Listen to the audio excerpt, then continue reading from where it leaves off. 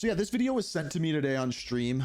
It came out a couple days ago, and it involves live service games. And I think live service games in particular are something that hasn't been figured out fully. I think we've had them for years, like even just going back to Counter-Strike, technically a live service game. But then Fortnite really figured out how to monetize it really well. And since then, live service games have changed. So what the video is from Bellular News. They have it. It says Helldivers 2 just humiliated every live service game. And I hope they did. I hope they put them in their place, but I don't know how. I don't know like what exactly they did. So let's find out. Thanks for watching, because today we get to talk about a dirty word and Helldivers. The dirty word is FOMO. It's the fear of missing out. Yes. It's the engine that's powering gaming's worst impulses. Your gated skins, your timed purchase opportunities, your limited I actually know a little bit about this story. Okay, this will be good. This will be a good topic. Passes that expire and just have all your value in your purchase disappear away into the wind. It's all stuff designed to manipulate players into spending time and spending money. But here's the thing, right? In some recent weeks, we've seen something different. We've seen a game where FOMO is actually the point, where, quote, never available again is exactly why people played. And an example where it actually had nothing to do with spending money. Because I suppose in its most pure sense, FOMO could be applied to a really good game of poker with your... Okay, no. This could have very bad takes with it. FOMO is not a bad thing in and of itself. It's bad when it is used to manipulate people for purchases. Let me give you an example. FOMO is in a lot of things. For example, a concert. One day only. You can only go to that concert on one day. Because it's one day, it builds hype for that. It makes that better. Now, when people get egregious and say, because it's only one day, I'm going to charge $2,000 for every single ticket, that's where things become a problem. So FOMO can be good. Friends that, you know, you don't want to miss out on because it could be really fun. That natural sense where the FOMO is because something's actually good. I'm having a party. Come on over. Oh, I can't do it all weekend. I can only do it on Saturday. Oh, you're busy that day? Oh, let me see if I can move some things around. See what I'm getting at? You see what I'm saying? And the thing that makes it good is the fact that it's not completely deterministic. Though, in this case, there's a few funny things on that. And here's the rub. More than 3 million people played Helldivers 2 during one single special week. And the reason why... Cool. Is that nobody wanted to miss out on actually being part of the story. Usually when we talk about FOMO, it is about overt manipulation. It's about companies trying to... This is so relevant to Call of Duty. Grab your time, grab your money.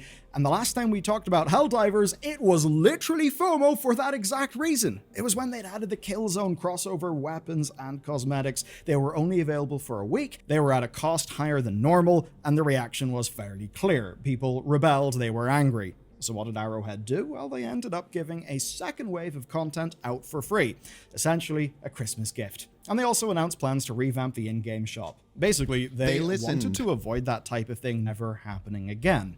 And those plans actually just came true. That's because the latest update puts most time-limited gear in a regular store. That means that you can just buy it whenever, which is obviously good news. It's a company moving away from unfriendly monetization, and that deserves celebration. But today's FOMO story is actually a different one. This comes from Helldivers being a live service game, but in a way that actually uses the fact it's a live service to make it a better game. You know, instead of the usual, which is basically just edge you out until you eventually decide that you can't take it anymore and for some reason you buy something. Okay. Let's talk about the defense of Super Earth. For months, Arrowhead teased something big. The newest enemy, the Illuminate, was coming. They were, in fact, heading straight towards Super Earth. And with the latest update to the game, they arrived. And this was a truly massive in-game event. So what did players get? Well, what players got was... Compare this to how Call of Duty does events. Just like... I'll come back to it. But just like... Think about like, oh, play the game, get XP, get rewards for a limited time only, compared to this. Huge new city environments, new mission types, new enemy variants, and a very clear system. Here's how the system worked. The attacking fleet of the Illuminate had limited resources. Over time, the fleet would destroy active locations on Super-Earth, and this would happen at a set rate. Now, players could slow down that rate. They could also weaken the fleet by winning missions.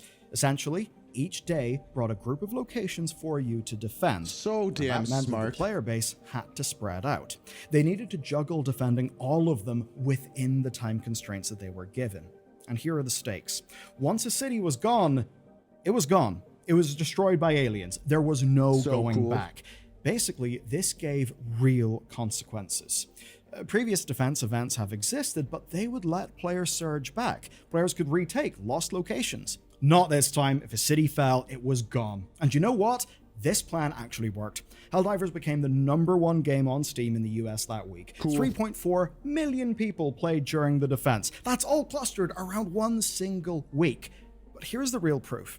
Before this update, players averaged around 2.5 million per week. That's 900,000 more players. And those extra players were not drawn in by new cosmetics. They were not drawn in by a purchase opportunity, by the fact that finally they could get a Porsche Macan skin for Diva in their Overwatch. It wasn't that. They came for the narrative. They came for the emotional stakes. They came for a reason to play. They came for gameplay. They came for something that was actually not just, oh, you got to get this or get XP or earn this. It was, I want to play the actual game that they have put out. And how is that not how freaking events work in video games? Like, how is that? Anyway. Now, in a way, it's still FOMO because the defense is over. So, like we've seen Call of Duty do things like that. We've seen Call of Duty do Know Your History event, which was the reveal for Call of Duty Black Ops Cold War. We have seen like the Vanguard event with the train. That one kind of sucked, but like we've seen them do things like that are like for 3 days are the only time period you can do this, and they just don't do things like that. Earth has been defended. And why doesn't that exist in multiplayer?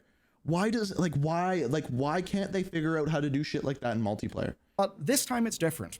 Players wanted to say, I was there. This could have been just another update, and it would have had the same pattern as always. Players log in, play some rounds with new enemy types, try new mission types, and they log out. And of course, when you look at Steam, we know that player numbers spike whenever new content drops. Yep, like that any is, live of course, service game. very normal. Sometimes players will come back later to do it all again with another update, and of course they do. We literally have got the stats, and Arrowhead, of course, gets to reuse the enemies and the locations. It's all got fairly typical by now. I mean, as an example, they've already expanded the city environments over to Terminid planets. And to be clear, those mechanical updates to the game do actually matter. Last summer is even a perfect example of it actually mattering, because even Helldivers players, they're okay with repetitious content. Even they get tired without new stuff to do. Right? No new missions, no new weapons, no new upgrades. Guess what? Players leave. We see it in the Steam data. And by now, we're all very used to this type of development pattern happening with almost every game that we play. But you see, it's the context that's absolutely everything here. Players have got to believe something about Helldivers, and they have to believe it with no proof from Arrowhead. And if they don't believe it, the concept of the game falls over. What do you mean by that? What would happen if players did not stop the Illuminate? Oh. What would happen? Would it actually matter? Players basically had to believe the stakes were real. If they didn't show up, if they didn't hold the line. So what he's saying is by eliminating city by city, it's showed that if they don't show up, it's going to have consequences. They would lose the planet. And if you want to know a secret, they actually could have. Super-Earth could have fallen here. It's fairly neat how all of this shook out.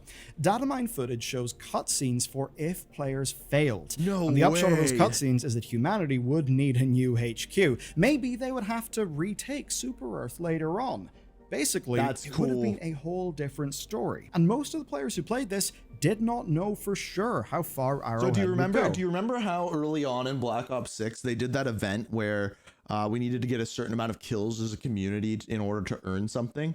This is basically like doing that on a scale 100 times cooler and being like, yeah, if you guys don't do it as a community, you're just not getting it. Dope. Unless, of course, they looked at the leaks. But what matters here is they seemingly trusted Arrowhead not to cheat them out. Why? Well, they had seen how Arrowhead reacted before. As an example, remember when players saved a fictional children's hospital? What you might have forgotten is they chose that children's hospital over getting a new stratagem. Arrowhead honored their choice. They did not get the new stratagem. And Arrowhead had, of course, seen the mythos that developed around key battles. As an example, Malevolent Creek. That's cool. That's burned into all of our memories. So basically, players believed Arrowhead took this universe seriously. And because Arrowhead took it seriously, players took it seriously. And if you want to know what player buy-in looks like, quite simply look at Equality on Sea. On a meta level, the ending seemed rather clear. The capital city, Prosperity, was the last location activated. Perfect timing, and it's also where Arrowhead are based. Narratively, it's essentially the perfect ending. But here's the thing about live service events. Players don't always follow the set narrative. For this, enter Equality on Sea, the megacity that is based on Shanghai. This was the last defendable city before Prosperity. And when Chinese players realized this, they went into overdrive. The city's defense rating spiked. Global players saw a story forming, and when they did, they joined in. This is so Equality cool. on Sea did not get weaker. Its strength spiked to 97.9783%, which is humongous. Now, unfortunately, the emotional buy-in has a little bit of a flip side. A badly translated mission objective confused Chinese players. They actually thought they could liberate their city. When they couldn't, well, Helldivers 2 got over 4,000 negative reviews on Steam. From a poor translation, that's hilarious. Those players felt cheated. They thought that Arrowhead, quote, broke the rules. They hadn't. It was a misunderstanding in this case, a mistranslation. That's so funny. This was an event that players couldn't win until defeating the Illuminate fleet. But it does show something important, the depth of feeling. The depth of feeling that this FOMO-powered event created in people. People believed in consequence here. They believed their actions mattered. And when the dust settled, Arrowhead actually decided to respect that. The last remaining cities were Equality on Sea and Prosperity. We have to presume that Prosperity was the intended final city. 100%. And basically, Arrowhead could not have predicted this. They could not have predicted that a bit of a mistranslation confused a whole bunch of an audience, leading to a spike in player activity. And of course, players themselves couldn't have predicted this, that it would go the way that it did. But now, everyone has a story. Everyone gets to pick up the pieces together. Arrowhead resets for their big... More games need to do this. Like, this is how events are done. This is how narrative story building is. Like, your players are building the story. Imagine if we would have had an actual event for Call of Duty Vanguard, and whether or not we stopped or didn't stop that train, it would have actually made a difference for what the reveal was, or things like that. That's cool as hell. Big next event, and they do so from a position of strength, having actually had something went wrong, but then the credibility boost of incorporating that into their story. That is actually quite powerful. That makes a game feel real. Though of course something looms over all of this. Is there another lever they can pull that's anywhere near this powerful? Because in this case, it was defending Super Earth. It was literally defending the entire thing that the Helldivers essentially exist to defend. That's a hard act to follow. But the thing that'll matter here is now players have got somewhat of a sense of what they will miss out on if they decide not to tune in next time. And now I'm going to make the largest point, the thing that actually matters, because when you or I think of a live service game, what do we think of? We think of store events, right? Yep. We see live service as a way of operation and a business model. And obviously it is those things. But this is it as a game. And this is what online multiplayer games can actually offer. And in a way, there are loads of stories of things like this happening. Some of them are not intentional, like the Corrupted Blood incident in World of Warcraft, the Falador massacre in RuneScape, the assassination of Lord British in Ultima, and then of course there's this as intended with EVE Online, and the countless insane stories. I mean, hell, even Fortnite sometimes gets this with its concerts and its Often. narrative moments that are pretty damn powerful player engagement tools. Basically, they end up being events that players talk about for years, and if you missed it, you know what? That kind of makes the thing matter. If a new event is something that you can always access, is it going to be exciting when a new one drops? There is something to say about permanence, and if we want meaning in our games, well, if something is abundant, always accessible, how does it really end up having meaning? And if everything has got to be some little isolated, airlocked off thing, how can you have meaning? I mean, as an example, if a game is going to change because something happened, say an event like this, well, that means that the game state has actually got to change. Let me give you an example. Let's say that they did some sort of in-game event on Verdansk, where there's a bomb planted inside the stadium. And we have to, as players, go in, break into stadium, find a code, get inside it, and either defuse the bomb. And if we defuse it, then stadium is opened up. But if we don't defuse it, stadium is destroyed. And maybe there's like a community challenge where if you do something enough times, it's saved. And if you do something enough times, like if you defuse, if the community ends up defusing the bomb more times than it explodes, then one thing happens. All of a sudden, that's cool as hell. Right? And then they have two types of the map. Like, this is the kind of shit that they need to be doing in Call of Duty that they never have. Change means different than before. And it's something we've seen in PvE, where it happens naturally, where devs can embrace it, like in EVE Online. But PvE is the one place where it's just never really happened. And that means that a PvE live service ends up feeling like it's all about crossovers and license deals to drive people in, of daily events, battle passes, login bonuses, all those things to drive retention. It all just means monetization, monetization, monetization, but done in a way that tells a player, act now or lose your chance to spend. This example shows us another way. You can still treat your players with respect. You can treat your universe with respect. You can give people reasons to return that are because your live game, your live universe is undergoing a pivotal narrative moment and is going to change. That's a reason to return that may correlate with spending, but is not about spending. That is not a time-limited store banner event. Because here's the ultimate difference. It's you being sold a world versus you being sold a product. Ooh, that's Sell a line me in the right world, there. I will enter your world, and maybe I will buy some products. But when we're all talking about skins first, and banners first, and collabs first, rather than the game experience, that's when we've lost.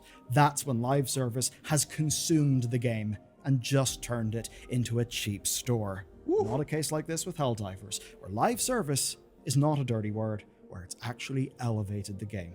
So basically, hats off to Arrowhead. I'm keen to see how they top this one next time. Yeah, I don't know how they top that one either. That's going to be the difficult thing. But this is exactly what I've been saying. This is what events are. Like, Call of Duty says we have weekly events. Like, why? Imagine if they did... So, okay, hear me out. You want me to do your job for you, Call of Duty? This is how you frickin' do it. One of the hot topics is Nuketown, right? Some people like Nuketown, some people hate Nuketown. What if there was an event where it was the Battle of Nuketown and the nuke was actually going to go off? And in your 24/7 Nuketown event, they have the 24/7 Nuketown playlist, and you get to pick a team that you play on. You can pick on the team that is fighting to defuse the bomb, or you're picking a team that is fighting to defend the bomb. And you fight in there. And as you win, you can see the leaderboard go up. If either way, at the end of that timer, the map is going to change. Either the nuke goes off and we get a brand new map that way, or the nuke doesn't go off and something else happens. There's two options, and whatever that option is, they stick to one of those. That's how you do it in multiplayer. We already discussed how you do it in Warzone. Zombies, I think they could do a lot of cool stuff with zombies. I think those ones are even more obvious, so I don't even think I need to state it. But Outbreak's coming with apparently Black Ops 7, so there should be some cool. But like, that's how you do a freaking event. I don't know why it's like got to be so goddamn difficult. Anyway, that's pretty cool. That's pretty cool what they did there.